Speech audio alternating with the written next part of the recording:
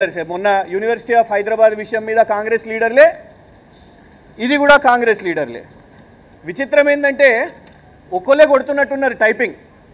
మొన్న గచ్చిబౌలి నోటీసులు ఇచ్చినప్పుడు కూడా soda media convener, social media convener అని కూడా రాయలేకపోతున్నారు. పాపం ఎవరు రాస్తున్నారో ఆ టైప్ ఎవరు చేస్తున్నారో. విచిత్రం ఏంటంటే మాదాపూర్ పోలీస్ స్టేషన్ వాళ్ళు కూడా సోడా మీడియా కన్వీనర్ అని రాశారు. ఈ సోడా ఏంటిదా బాబు? Social media. ఇది ఇంకెవరికైనా పోయి ఇవ్వండి మరి, ఏ బిస్లరీ అనుకో కిన్లే అనుకో వానికి ఇవ్వండి, మాకెందుకు వచ్చిస్తున్నారు అంటే గచ్చిబౌలి పిఎస్ మాదాపూర్ పిఎస్ ఎవరు టైప్ చేస్తున్నారు?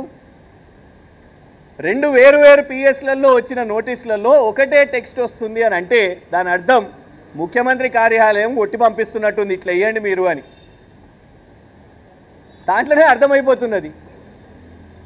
రజతోత్సవాల ముందు ఒకవైపు బీఆర్ఎస్ పార్టీ వాళ్ళ రాష్ట్ర వ్యాప్తంగా కార్యకర్తలు శ్రేణులు అందరూ కూడా బీఆర్ఎస్ రజతోత్సవాలు చలో వరంగల్ కార్యక్రమంలో ఇవాళ మేముంటే డైవర్ట్ చేయడానికి ఇవాళ అరెస్టులు పెట్టి ఇవాళ మమ్మల్ని పోలీస్ స్టేషన్లో చుట్టూ తిప్పాలనే ఒక ప్రయత్నం చేస్తున్నారు. అవసరం ఉన్నదా ఇంత కక్ష? ఇవాళ మేము మా కార్యక్రమంలో మేము ఆ ప్రోగ్రామ్స్ చూసుకుంటుంటే నువ్వు మొత్తం ఇవాళ లీగల్ సెల్ని మా చుట్టూ మళ్ళీ మీడియా వాళ్ళు మీరందరూ కూడా పొద్దుటి నుంచి సాయంత్రం అక్కడ విచారణ నడుస్తుంటే మీ అందరి సపోర్ట్ కూడా ఉన్నది. దాన్ని ఎట్లా చేద్దాం, ఎట్లా డిస్ట్రాక్ట్ చేద్దాం, ఎట్లా డైవర్ట్ చేద్దామనే ఈ కేసులు వేస్తున్నారు. ఆల్రెడీ ఇప్పుడు రేపు ఏప్రిల్ 23న ఏప్రిల్ 23న అంటే రేపే 4వసారి విచారణకు రావాలని అన్నారు.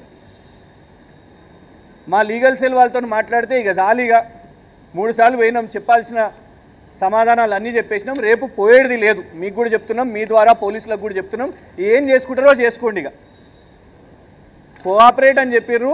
బిల్కుల్ కోఆపరేట్ చేసినాం. మొదటిసారి వచ్చినాం, రెండోసారి వచ్చినాం, మూడోసారి వచ్చినాం. సెక్షన్ 35లో మొదటిసారి అనుకుంటా 4 సార్లు నోటీసులు ఇవ్వడం. ఇప్పుడు ఈయనే ఫోన్ అడగబట్టే ఒకటే ఫోన్ని 2 పోలీస్ స్టేషన్లకు ఎట్లా పంచి పెడతాం? సగం సగం ఇమ్మంటారా? లేకుంటే బ్యాటరీ ఒకళ్ళకు, ఛార్జర్ ఒకళ్ళకు, డిస్ప్లే ఇంకొకళ్ళకు, స్క్రీన్ ఇంకొకళ్ళకి ఇమ్మంటారా? ఆల్రెడీ మాదాపూర్ పిఎస్ఓలు గతంలోనే ఫోన్ సీజ్ చేసుకున్నారు. ముందు కూడా పోయిన సంవత్సరం ఒక కేసు వేసి ఫోన్ జప్తు చేసుకున్నారు. ఆ ఫోన్ మీ దగ్గరనే ఉన్నది. మళ్ళీ ఇప్పుడు ఇదొకటి. పోనీ ఈ కంప్లైంట్ చూస్తే కూడా ఇందులో కేసు ఏంటిది అని అంటే కూడా ఆ వేసిన ట్వీట్ కూడా నేను వేయలేదు, ఉట్టిగానే పేరు పెట్టేసి గాంధీ భవన్ నుంచి పంపించారు, అంతే కదా. ఈ యూనివర్సిటీ ఆఫ్ హైదరాబాద్ కేసులు ఎన్ఎస్యుఐ లీడరు కాంగ్రెస్ పార్టీ యొక్క సోషల్ మీడియా ఇన్ఛార్జు. ఈ కేసు కాంగ్రెస్ పార్టీ గాంధీ భవన్ నుంచి వాళ్ళ రాష్ట్ర సీనియర్ ఉపాధ్యక్షుడు కుమార్ రావు గారు. ప్రభుత్వం పనిచేస్తలేదు. గాంధీ భవన్లో కూర్చొని ఎంతసేపు కేసులు వేద్దాం? చేస్తే బ్యాంక్ ఫ్రాడ్ల మీద చేయండి, వేల కోట్ల ఫ్రాడ్లు అవుతున్నాయి కదా వాటి మీద చేయండి, ఆ దందాల మీద అవుతున్నాయి కదా చేయండి. అవి కాకుండా సోషల్ మీడియాను ఒత్తిడి పెడదాము, దీనితో బెదిరిద్దాము, ఈ కేసులు వేద్దాం అనుకుంటే భయపడేది లేదు.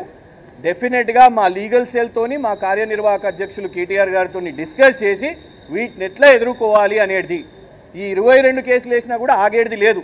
బరాబర్ ట్వీట్లు వేస్తూనే ఉంటాం, ఇవన్నీ ప్రశ్నిస్తూనే ఉంటాం.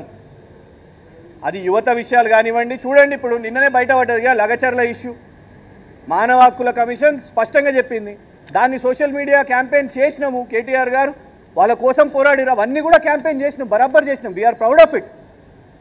అవి చేసినందుకే ఇవాళ ప్రభుత్వానికి వాళ్ళకు బుద్ధి వస్తుందో లేదో తెలియదు కానీ పైన ఢిల్లీలో ఉన్న సుప్రీంకోర్టు కానివ్వండి, మానవ హక్కుల కమిషన్ కానివ్వండి, రకరకాల ఏజెన్సీస్కి, ఇన్స్టిట్యూషన్స్కి తెలుస్తున్నది ఇక్కడ ఉన్న వాళ్ళు పోరాటం చేస్తున్నందుకే. ఆ పోరాటాన్ని ఆపేయమంటారా? ఇలా తెలంగాణ ప్రజలను అడుగుతున్నాం. మేము మాట్లాడుతున్న ప్రతి అంశం వ్యక్తిగత అంశాలు కాదు. రేవంత్ రెడ్డి గారి లాగా బూతులు మాట్లాడతలేం.